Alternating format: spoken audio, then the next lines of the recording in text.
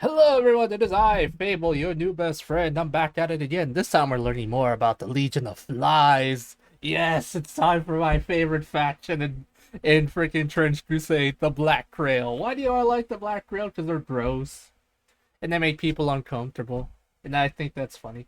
But nah, I like the Black Grail because of the fact that it's gross and I don't know, body horror is really fun for me. That's literally it. I can't explain it, and I kind of feel bad saying that, but Jesus, I love the Black Grail. Let's go. Of all the powerful entities that make up the ruling class of Hell, I'm so few come ready. close to the incredible power of Beelzebub. The Eee. Lord of Gluttony has had probably the biggest impact of any singular demonic being on the entire Carcass front, and further afield into Europe, Northern Africa, the Middle East, and perhaps even the rest of the world. He is also the Prince of Hell who has managed to grow his power the most during the unholy war against the tyrant god Yahweh. When the gates of Inferno were first opened, disgusting pit locusts poured out into the world, followed by Ooh. ragtag bands representing various entities in the court of the seven-headed serpent.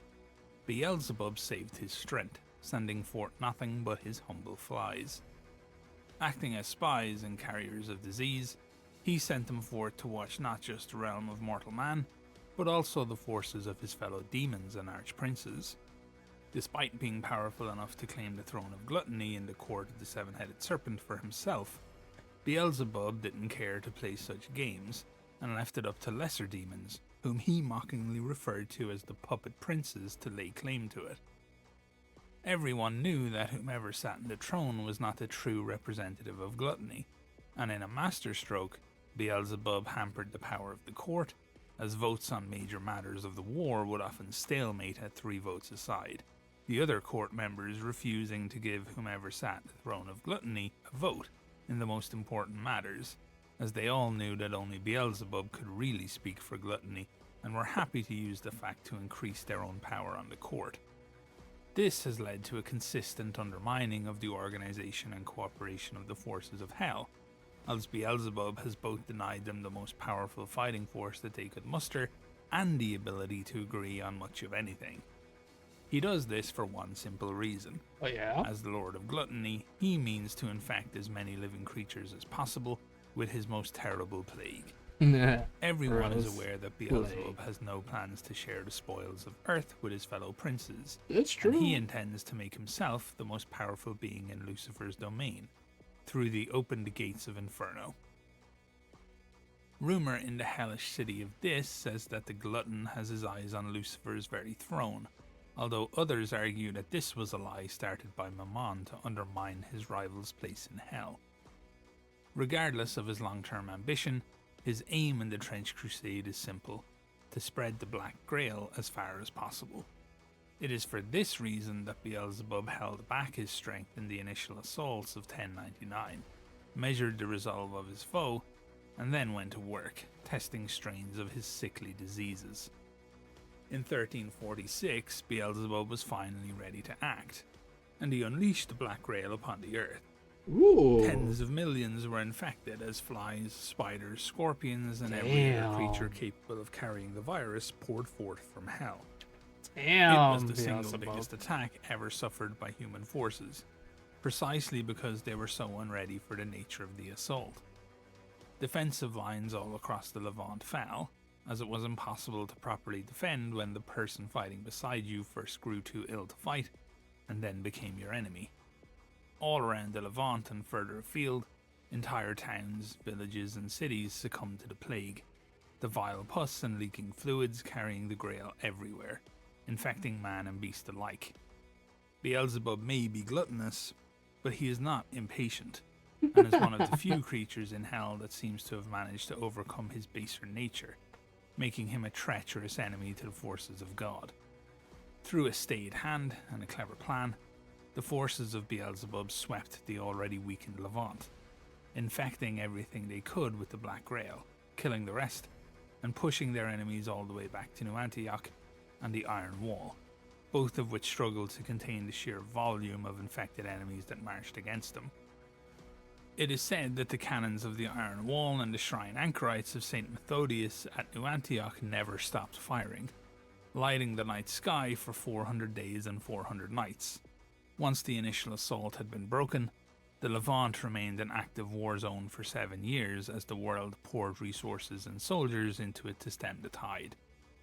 This allowed Beelzebub to take what many have thought to be his true prize in the first assault, a city that had once whispered his name, built on the land where the earliest men had given rise to his initial forms, wasting diseases moving between nomadic tribes who had no way to comprehend what was happening to them. Oh, those poor The city of nomadic Ekron tribes. now belonged to Beelzebub, and in the near 7 centuries since, has never fallen back under the control of man. The forces of Beelzebub have built high walls and fierce defenses, and inside the population boils and burns in a ravenous plague that never relents. While diseases such as typhus, malaria, typhoid, smallpox, yellow fever, and 100 others all feed back to the demon lord of flies, his most wondrous and virulent work is the Black Grail and its many strains. This terrifying disease can take over the host, filling their body with pus, tearing their skin with sores. The infected see visions of hell and are driven to do the bidding of Beelzebub. There are always differences between the strains, with even one having been known to infect the dead, turning them into shambling bubonic corpses. While the ebb and flow of hell's politics means that he cannot always use the gates with the freedom he wishes, Beelzebub sends forth his swarms when he can, millions of flies forming clouds of violently buzzing darkness that sweep across the land. Ooh. They will infect everything they can, often carrying multiple strains of the Black Grail to see which one infects the fastest, spreads the furthest, and has the most devastating impact on victims. Beelzebub, the greedy tactician, seeks to learn as much as possible while the strains survive, always seeking to improve his minions and slowly wither away his foes.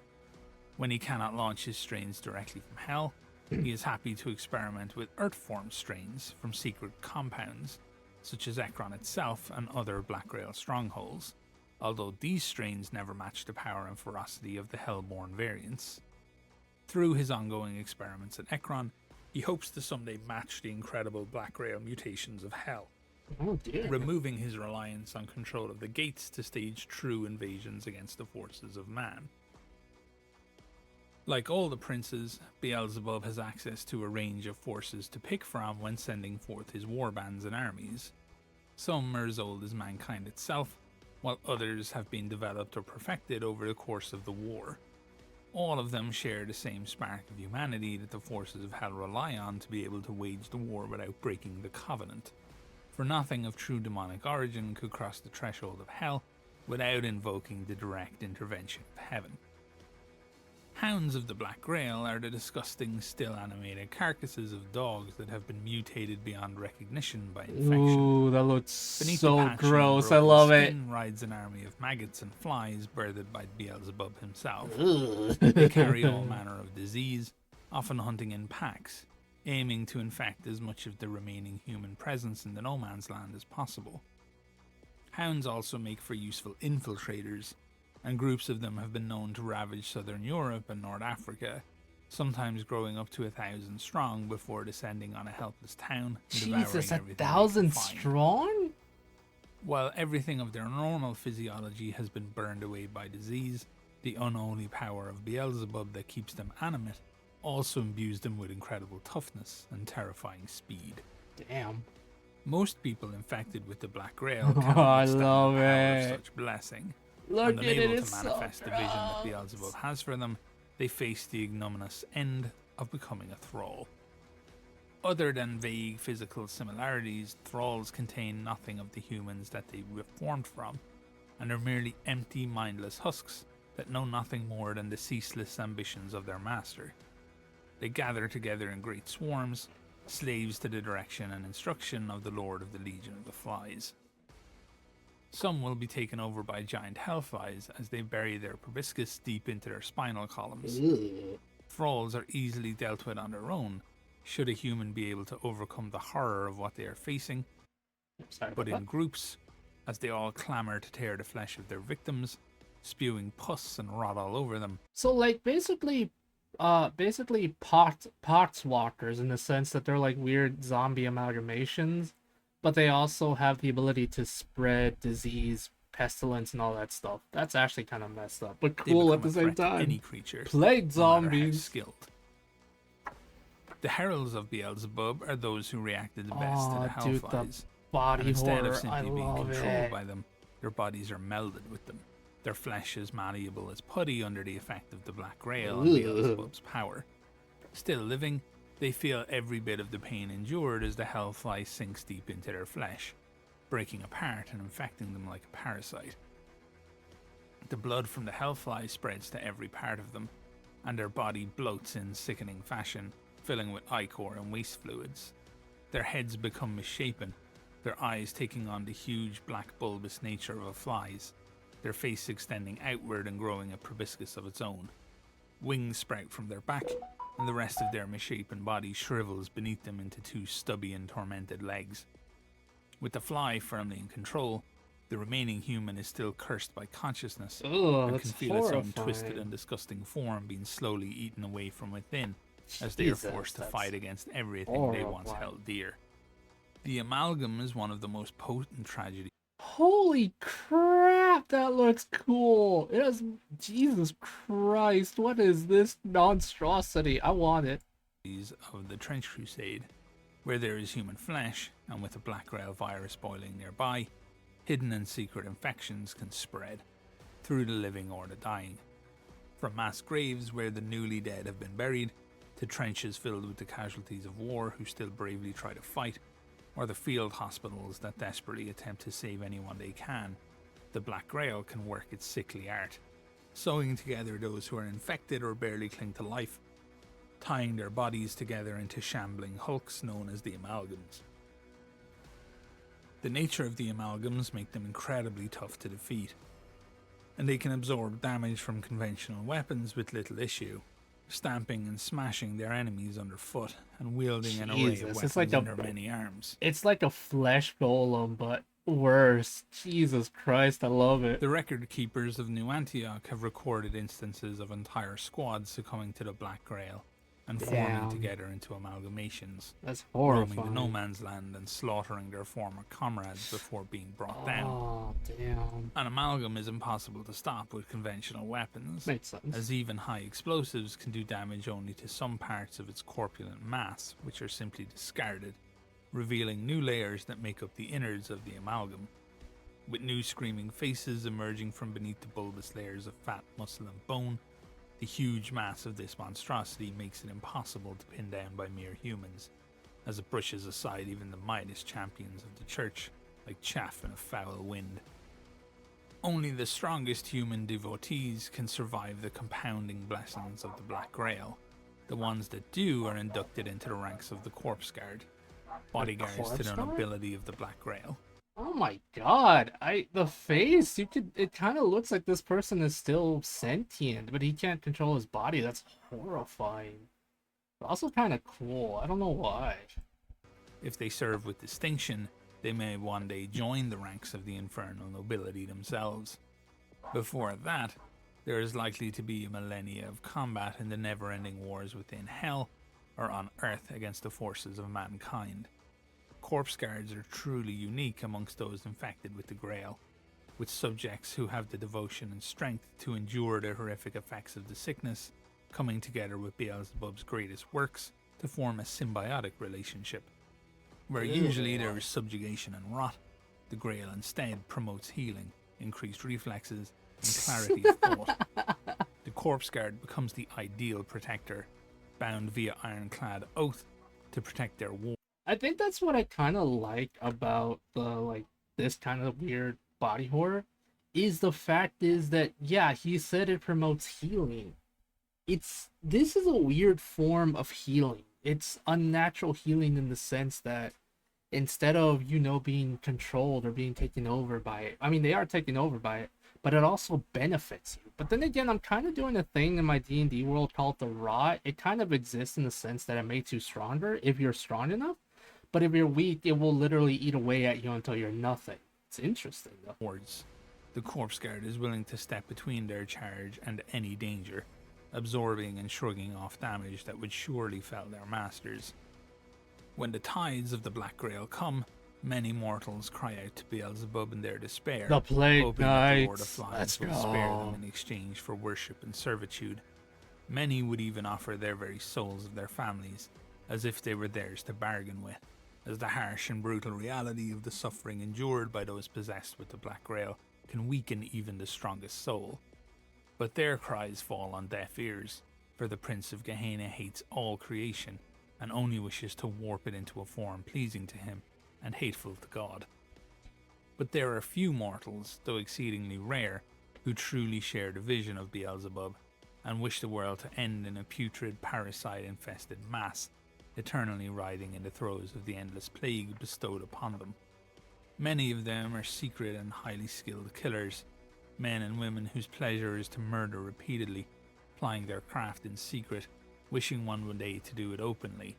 Many will have adopted lifestyles that facilitate their heinous crimes. Wandering merchants or tradesmen have reason to move from town to town, coincidentally leaving misfortune in their wake as people go missing or meet with unfortunate ends.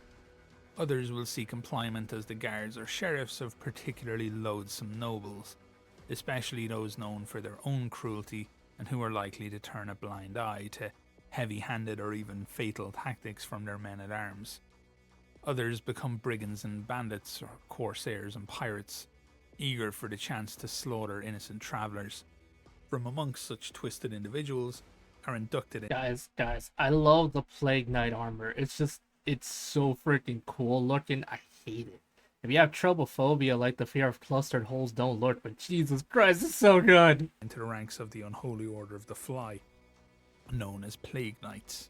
Plague Knights. When the Black Grail comes, they come out calmly and welcome the wave of corruption, and they're not consumed by it, but rather warped into a cadaver-like creature halfway between life and death. They retain their sentience, intelligence, and even a dim memory of their past lives, making them extremely useful at leading the Black Grail into the isolated farmsteads and remote settlements that might otherwise escape the clutches of Beelzebub.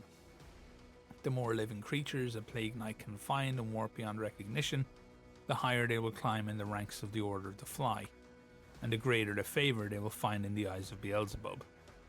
Amongst their rank there are 12 Plague Knights of great renown, made in mockery of the paladins of the church as great champions of it's the Fly. horrible, but I love it. They dwell within Ekron, the city of Beelzebub, a place of such wilting horror that none dare to approach it, not even the mightiest of heretic lords. But sometimes the orders of their lord come to their ears, and then the mightiest of Plague Knights strike forth, following orders carried out by the deafening buzz of trillions of beating wings of hellflies. The Lords of Tumors are high-ranking noble officiants in the cult of the Black Grail, So spreading filthy gross. corruption I love amongst it. friend and foe alike. They commune with the Lord of Flies. I'm not just saying that because I'm not saying that because it's funny. I generally do think this stuff is cool, like the body horror aspect. Like I said, I could never deal with it in real life. I'd probably throw up, but concept-wise, beautiful. I want to make a group.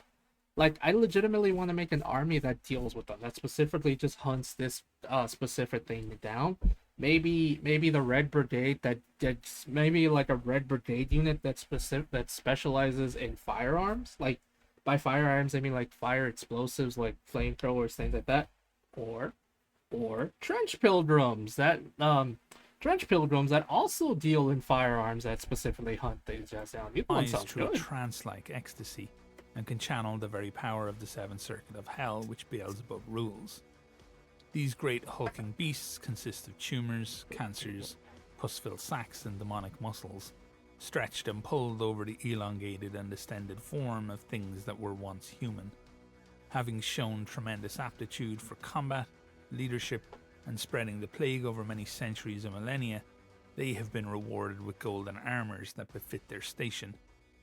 The Lord of Tumors is capable of infecting even the toughest and most hardy of enemies with a single touch, and there are constant wars between them as they attempt to infect opposing lords' grail trains with their own.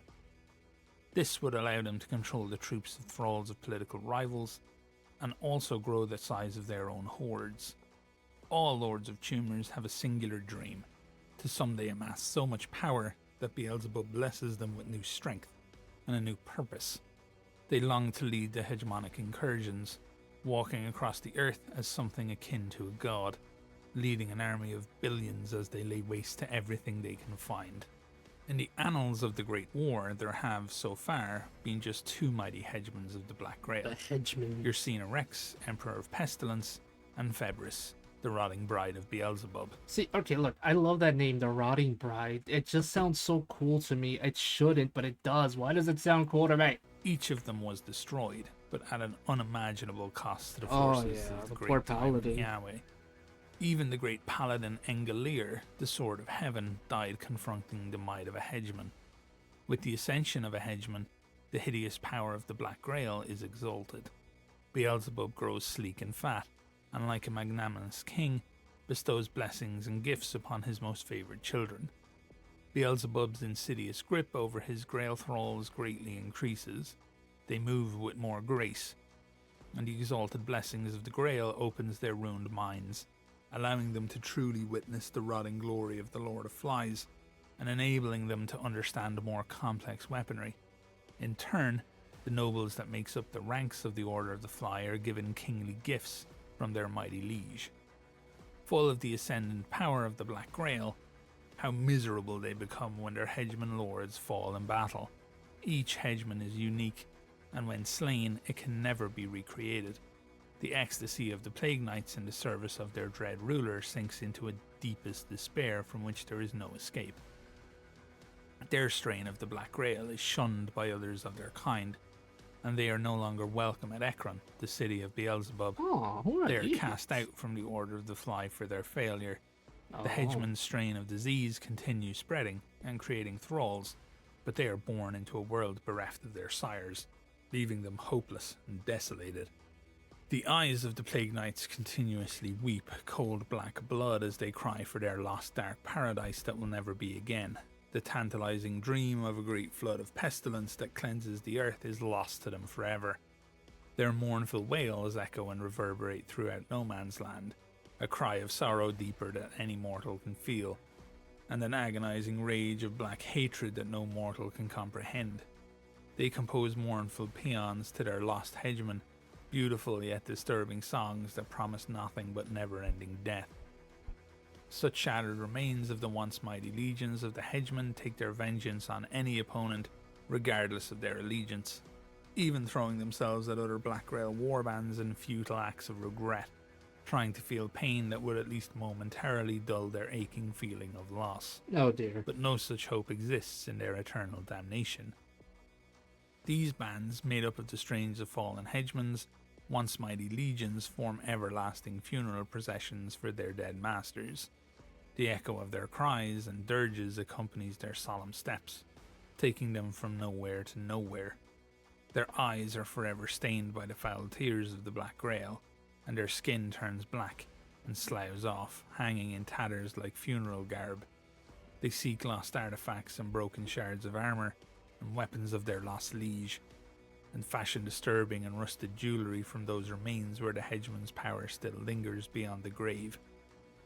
Few things that haunt the no man's land are more dangerous, or even more ghastly than these corruption-ridden echoes of the dark past, and the funeral processions that last until time itself is no more. Jesus. I love the Black Grail, guys. You don't understand how much I love them. I don't know how to explain it. I can't, because body horror is my thing. Anyway, which is funny because my literal name is Fable Kitty Carnival, which was a carnival filled with cats, but I like this kind of stuff. People are funny that way. Anyway, love you all, guys. Just wanted to let you know is I don't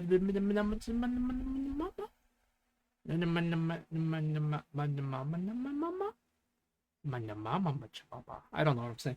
Anyway, if this is kind of content you guys like, please let me know. I love the Black Grail. Kind of funny. I want to make a unit that specifically fights against them because it's perfect. Anyway, yes, love you guys. See y'all later. Like, comment, and subscribe. Let me know if this is kind of content you like. What else? If you want to donate to my Ko-Fi, please, please, please. I need as much help as I can get. Anything for every $10 to $20, I will draw your character. I'm working on them right now, in fact. Kind of working on them right now. Trying my bestest. Trying my absolute bestest to complete it as much as possible. Alright, love you guys. Bye.